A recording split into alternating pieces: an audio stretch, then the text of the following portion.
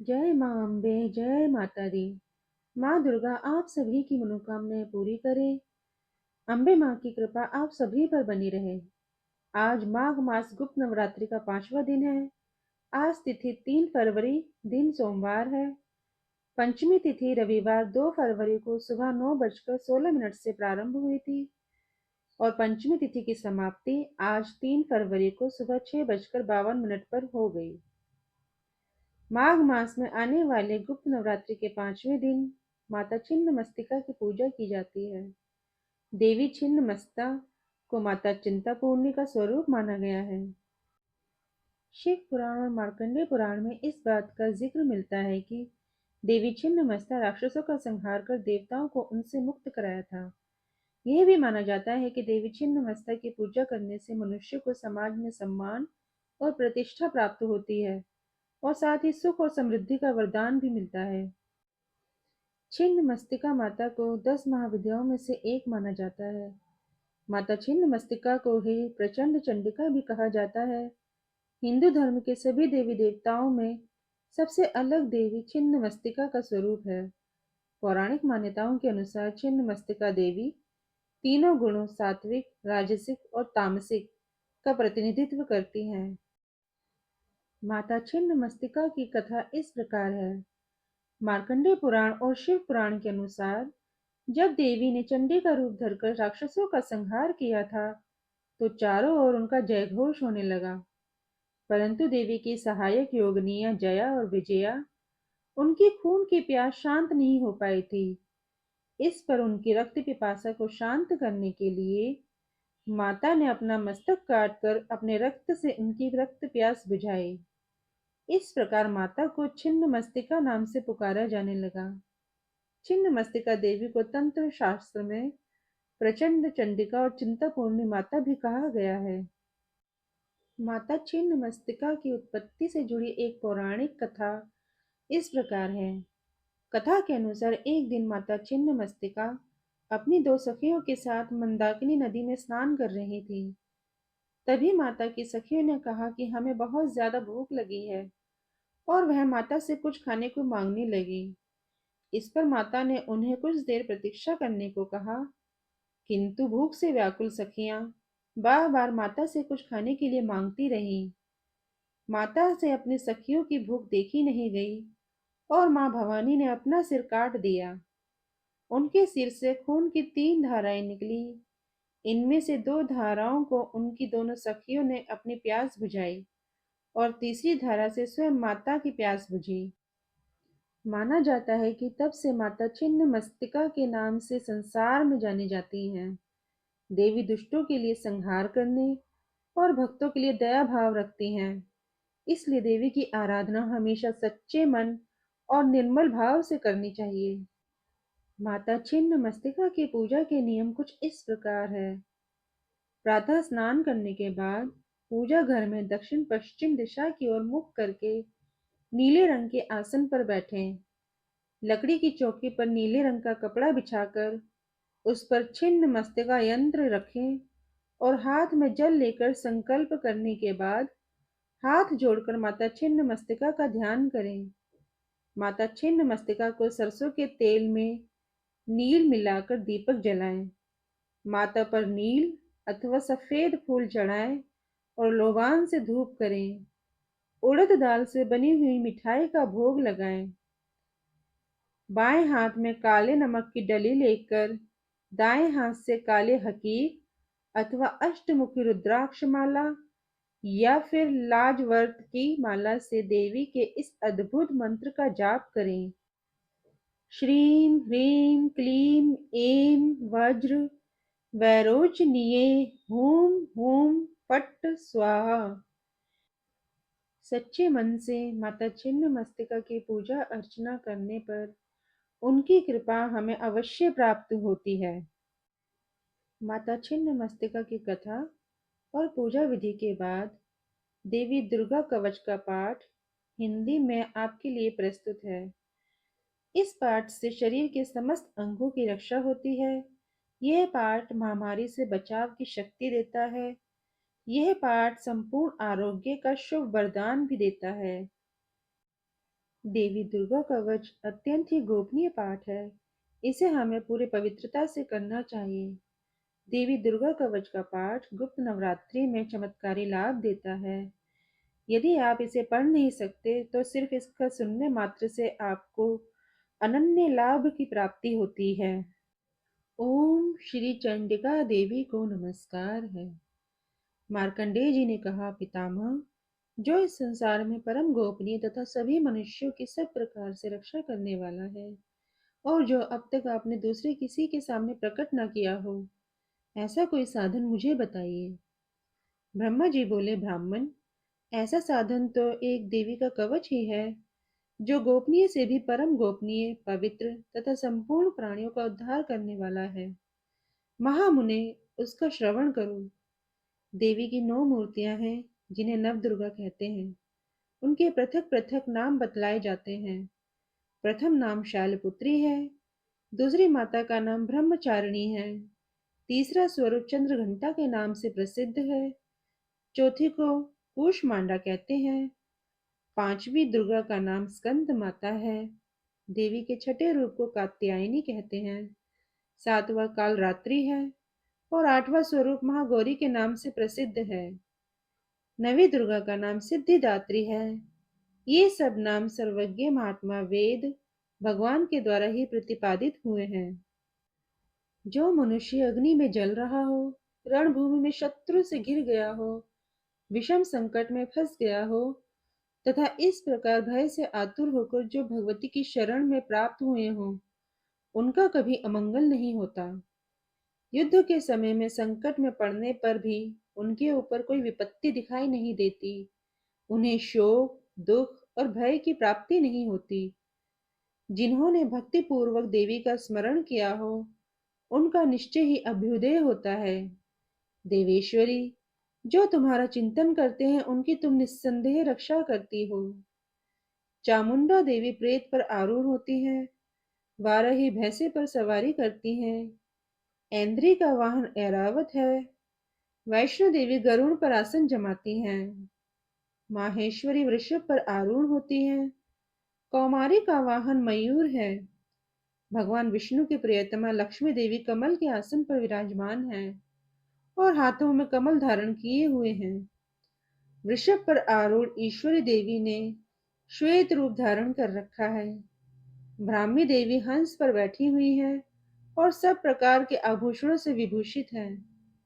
इस प्रकार के ये सभी माताएं सब प्रकार की योग शक्तियों से संपन्न हैं। इनके सिवा और भी बहुत सी देवियां हैं जो अनेक प्रकार के आभूषणों से शोभा युक्त तथा नाना प्रकार के रत्नों से सुशोभित हैं।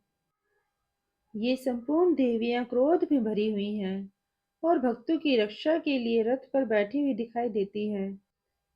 ये शंख, चक्र, गदा, शक्ति, हल और मूसल, खेटक और तोमर, परशु, पाश, कुंत और त्रिशूल एवं उत्तम शारंग, धनुष आदि अस्त्र शस्त्र अपने हाथों में धारण करती हैं। दैत्यों के शरीर का नाश करना, भक्तों को अभय दान देना और देवताओं का कल्याण करना, यही उनके शास्त्र धारण का उद्देश्य है। महान रौद्र रूप, अत्यंत घोर पराक्रम, महान बल और महान उत्साही वाली देवी, तुम महान भय का नाश करने वाली हो, तुम्हें नमस्कार है। तुम्हारी ओर देखना भी कठिन है। शत्रुओं का भय बढ़ाने वाली जगदम्बिके, मेरी रक्षा करो। पूर्व दिशा में ऐन्द्री मेरी रक्षा करें, अग्निकोण में अग्नि शक्ति मेरी रक्षा करें, दक्षिण दिशा में वाराही और नैऋत्य कोण में खड्ग धारिणी मेरी रक्षा करें, पश्चिम दिशा में वारुणी और वायव्य कोण में मृग पर सवारी करने वाली देवी मेरी रक्षा करें, उत्तर दिशा में कौमारी और ईशान कोण में शूल धारिणी मेरी रक्षा करें। ब्राह्मणी, तुम ऊपर की ओर से मेरी रक्षा करो और वैष्णवी नीचे की ओर से मेरी रक्षा करें। इसी प्रकार शव को अपना वाहन बनाने वाली चामुंडा देवी दसों दिशाओं से मेरी रक्षा करें। जया आगे से और विजया पीछे से मेरी रक्षा करें। वाम भाग में अजित और दक्षिण भाग में अपराजिता रक्षा करें। उद्योतनी शिखा की रक्षा करें। उमा मेरे मस्तक पर विराजमान होकर रक्षा करें। ललाट में मालाधारी रक्षा करे और यशस्विनी मेरी भौहों की रक्षा करे। भौहों के मध्य भाग में त्रिनेत्रा और नथनों की यम घंटा देवी रक्षा करें। दोनों नेत्रों के मध्य भाग में शंखनी और कानों में द्वारवासिनी रक्षा करें। कालिका देवी कपोलों की तथा भगवती शांकरी कानों के मूल की रक्षा करें।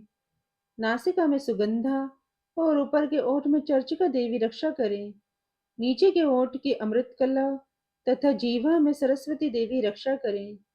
कौमारी दांतों की और चंडिका कंठ प्रदेश की रक्षा करें।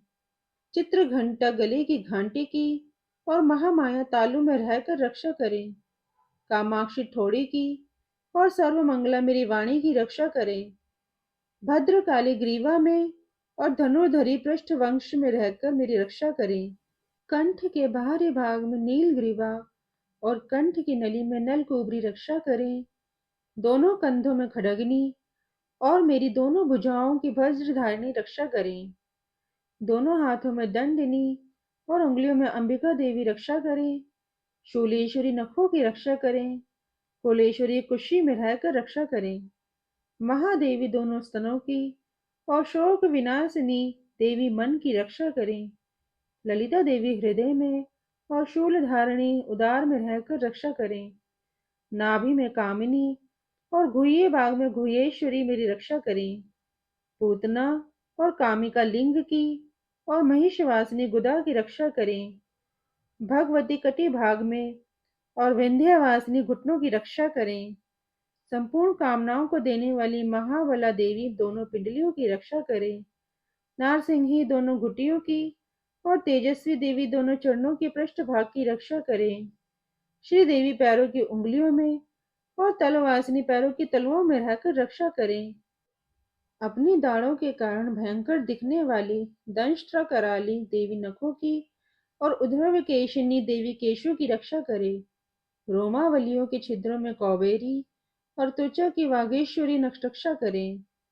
पार्वती देवी रक्त मज्जा वसा मांस हड्डी और मेद की रक्षा करें। आंतों की काल रात्रि और पित्त की मुक्तेश्वरी रक्षा करें। मूलाधार आदि कमल कोशों में पद्मावती देवी और कफ में चूड़ामणि देवी स्थित होकर रक्षा करें। नख के तेज की ज्वालामुखी रक्षा करें। जिसका किसी भी अस्त्र से भेदन नहीं हो सकता, वह अभेद्य देवी शरीर की समस्त संधियों में रहकर रक्षा करें। ब्राह्मणी, आप मेरे वीर्य की रक्षा करें। छत्रेश्वरी छाया की तथा धर्म धारिणी देवी मेरे अहंकार मन और बुद्धि की रक्षा करें। हाथ में वज्र धारण करने वाली वज्रहस्ता देवी मेरे प्राण अपान व्यान उदान और समान वायु की रक्षा करें। कल्याण से शोभित होने वाली भगवती कल्याण शोभना मेरे प्राण की रक्षा करें। रस रूप गंध शब्द और स्पर्श इन विषयों का अनुभव करते समय योगिनी देवी रक्षा करें तथा सत्वगुण रजोगुण और तमोगुण की रक्षा सदा नारायणी देवी करें। वाराही आयु की रक्षा करें।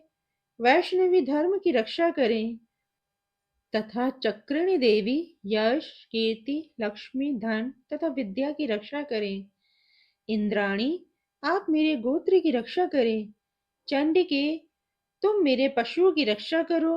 महालक्ष्मी पुत्रों की रक्षा करें और भैरवी पत्नी की रक्षा करें। मेरे सुपत की सुपतहा तथा मार्ग की क्षेम करी रक्षा करें। राजा के दरबार में महालक्ष्मी रक्षा करे तथा सब ओर से व्याप्त रहने वाली विजय देवी संपूर्ण भयों से रक्षा करें। देवी, जो स्थान कवच में नहीं कहा गया है अतएव रक्षा से रहित है, वह सब तुम्हारे द्वारा सुरक्षित हो, क्योंकि तुम विजयशालिनी और पाप नाशिनी हो।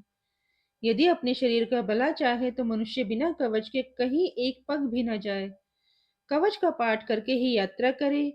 कवच के द्वारा ही सब ओर से सुरक्षित मनुष्य जहां जहां भी जाता है वहां वहां उसे धन्य लाभ होता है तथा संपूर्ण कामनाओं की सिद्धि करने वाली विजय की प्राप्ति होती है।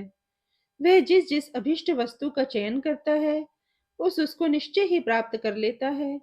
वह पुरुष इस पृथ्वी पर तुलना रहित महान ऐश्वर्य का भोगी होता है।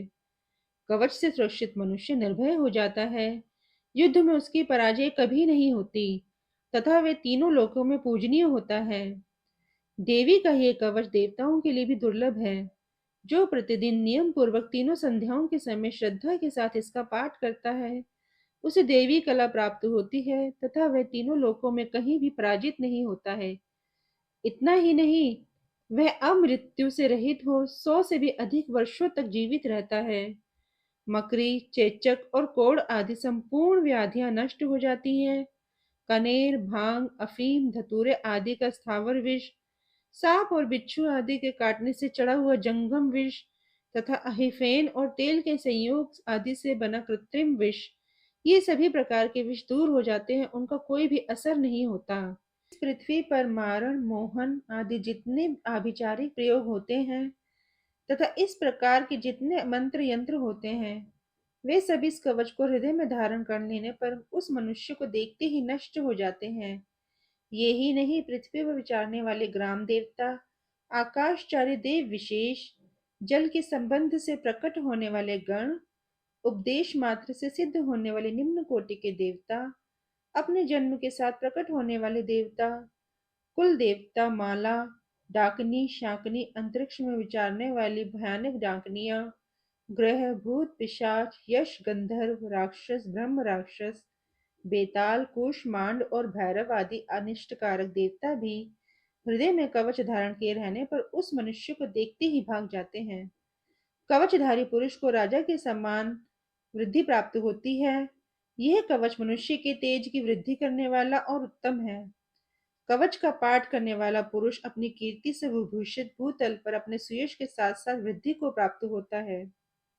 जो व्यक्ति पहले कवच का पाठ करके उसके बाद सप्तशती चंडी का पाठ करता है, उसकी जब तक यह वन, पर्वत और जंगलों सहित ये पृथ्वी टिकी रहती है, तब तक यहाँ पुत्र पौत्र आदि संतान परंपरा बनी रहती है। फिर देह का अंत होने पर वह पुरुष भगवती महामाया के प्रसाद से उस नित्य परम पद को प्राप्त होता है, जो देवताओं के लिए भी दुर्लभ है। वह सुंदर दिव्य रूप धारण करता है और कल्याण में शिव के आनंद का भागी होता है। इति श्री वाराह पुराणे हरिहर ब्रह्म विरचितम देव्याः कवचम संपूर्णम। यहाँ देवी दुर्गा कवच संपूर्ण होता है। मिलते हैं हम आपसे अपने अगले वीडियो में। तब तक के लिए जय माँ दुर्गे, जय अम्बे जगदम्बे मैया रानी की जय।